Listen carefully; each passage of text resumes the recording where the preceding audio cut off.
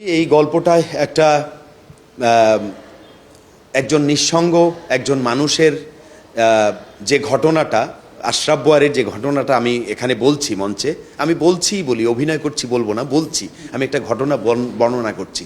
এই ঘটনার মধ্যে আপনার ব্যক্তিগত জীবন আমার ব্যক্তিগত জীবনের অনেক কিছু আছে যেটার সাথে আপনি রিলেট করতে পারবেন এবং দেখলে মনে হবে যে আপনারই জীবনের একটা প্রতিচ্ছবি নাটকের মধ্যে দেখছেন। আমি যে দলে কাজ করি থিয়েটার, যেহেতু কোকিলারা বাংলাদেশের কালোজয়ী নাটক ফেরদৌসী মজুমদার করেছিলেন একক অভিনয় এবং ওই দলেই আমি কাজ করছি, যেহেতু ওনার থেকেই আমার নাটক শিক্ষা এবং থিয়েটার স্কুলের টিচার উনি, সেই হিসেবে এক কথায় যদি বলি উনি আমার একক অভিনয়ের অনুপ্রেরণা এবং বাংলাদেশের পথিকৃৎ তো উনি একক অভিনয়ের, যেহেতু এবং নারীরা একক অভিনয় করবে সেটা তো একসময় ভাবাও যেত না। এখন আমরা ভাবছি যে পুরুষরা কেন করছি, কিন্তু আসলে একসময় নারী শুরু করেছেন এবং এখন আমরা এটাকে ধারাবাহিকতা রাখছি। আমি ফোন করে বলেছিলাম যে বাংলাদেশের একক অভিনয়ের পথিকৃৎ আপনাকে এই নাটকটি অভিনয় করতে হবে। উনি বলেছেন যে তুই এই কথাগুলি কিভাবে শিখলি? বললাম আপনিই তো আমার শিক্ষাগুরু, শিখিয়েছেন। ওনাকে যখন আমরা লিফট থেকে বা গাড়ি থেকে আমরা নামি, অনেক সময় আমাদেরকে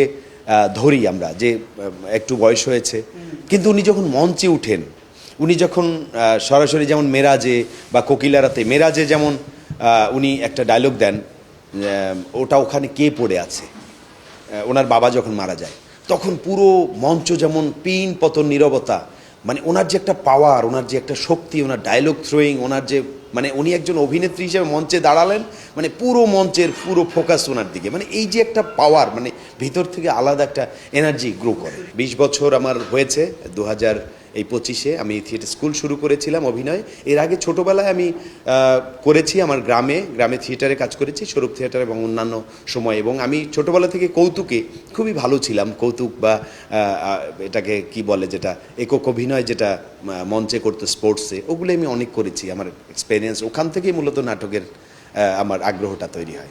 আমি এ যাবৎ সব কিছু তো গুণে রাখিনি, তবে প্রোডাকশান যদি নতুন প্রোডাকশান, একেবারে আমি নতুন, হয়তো 15টা বা 20টার মতো আমি কাজ করেছি, তারও বেশিও হতে পারে। আমার মনে হয় আমি একবার হিসাব করেছিলাম প্রায় 5 শতাধিক শো হয়েছে আমার। তার মধ্যে আমার তো বারামখানা 50 হলো, মেরাজ ফকিরের মায়ে 50-এর অধিকে করেছি, মুক্তধারা করেছি প্রায় 50-60টার মতো। এরকম অনেকগুলি প্রোডাকশান আছে যেগুলি করেছে, এবং শিল্পকলার রেপার্টারি প্রোডাকশান থেকে শুরু করে অনেকগুলি কাজ করা হয়েছে। কোনো মেথড ওইভাবে ফলো করিনি, তবে আমি যেহেতু চাকরি করছি, সরকারের একজন কর্মকর্তা হিসেবে আছি আমাকে তো অফিসটা সময় দিতে হয় সবার আগে। অফিস শেষ করে আমি কাজ শুরু করেছি 8টা বা 8:30টায়, রাত্র 10টা 11টা এই পর্যন্ত কাজ করেছি, এবং মুখস্থটা যখন হয়ে গেছে এরপরে আমরা ব্লকিং করতে বেশি সময় লাগেনি। ব্লকিং এবং পারফরমেন্স মিলে হয়তো আমরা সব মিলে যদি ধরি, ডে ধরলে আপনি মনে করেন 50 দিন আমরা কাজ করেছি,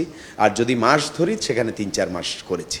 আমাকে এই জায়গাটায় সবচেয়ে বেশি আকৃষ্ট করেছে যে ক্যারেক্টারটি, সেটি হচ্ছে ফেরদৌসী। মহাকবি ফেরদৌসীর একটা ক্যারেক্টার আছে যেটি বৃদ্ধ। আমি ক্যারেক্টারাইজেশন করেছি, এটা বয়স প্রায় 60 ঊর্ধ্ব, এবং ওই সময় উনি যে একজন মহাকবি হিসেবে উনি যে সুলতানের সাথে কাজ করেছেন, সুলতান তার সাথে ওয়াদা ঠিক রাখেননি, সেইটার যে একটা কষ্ট, একটা ব্যথা, ওনার যে একটা ক্ষোভ, সেই ক্যারেক্টারটা ফুটিয়ে তোলাটাই আসলে আমার জন্য একটা চ্যালেঞ্জিং ছিল, এবং আশা করছি আপনারা সেটা ভালো রায় দিবেন। কাউকেই ছোট করব না, আমি অনেকগুলি নাটকই দেখেছি। এখানে কহে বীরঙ্গনা দেখেছি, বিনোদিনী দেখেছি, এবং পুরুষদের অবশ্য আরও 2-1টা হয়েছে, দেখা হয়নি, কিন্তু মেয়েরা যে কয়টি করেছে, আমি আসলে যেগুলি বলবো আমি সবগুলি যতটুকু জেনেছি নাটক সম্পর্কে বা দেখেছি, যে কয়টা বিনোদিনী আমি কয়েকবারই দেখেছি। আমার কাছে আসলে প্রত্যেকেরই অভিনয়, কারোটাই ছোট আমি দেখছি না, প্রত্যেকেরই একটা আলাদা একটা জায়গা তৈরি করেছে নাটকে। অভিনয়টা তো আমি মনে করি এটা প্র্যাকটিসের ব্যাপার, এটা ঐশ্বরিক কোনো বিষয় না। নিজের মধ্যে যেটা থাকা গড গিফটেড কিছু থাকবে, একটা ভয়েস থাকতে হবে, আপনার ডেডিকেশনটা থাকতে হবে, নিজের তৈরি করতে হবে। আপনি সময়টা কিভাবে দিবেন এখানে, এবং থিয়েটারটাকে কিভাবে নেবেন, আপনি কতটুকু থিয়েটারে সময় দিবেন বা এটাকে কতটা সিরিয়াসলি নেবেন, সেটা হচ্ছে আপনার বিষয়। এবং এইটা যদি আপনি সব কিছু ঠিক রেখে আপনি কাজ করতে পারেন, আমি মনে করি একজন আর্টিস্ট সে চাইলে, তার যদি সেই মানে একটা টার্গেট থাকে এবং একটা চিন্তা থাকে যে আমি করবই, এটা একটা চ্যালেঞ্জ, সেক্ষেত্রে আমি মনে করি সে 2, 4, 5 বছরও করতে পারে। আমার মতো হয়তো এত 2 দশক পরে না ভেবে সে আরও অল্প সময়ে ভাবতে পারে, এটা আমি মনে করি।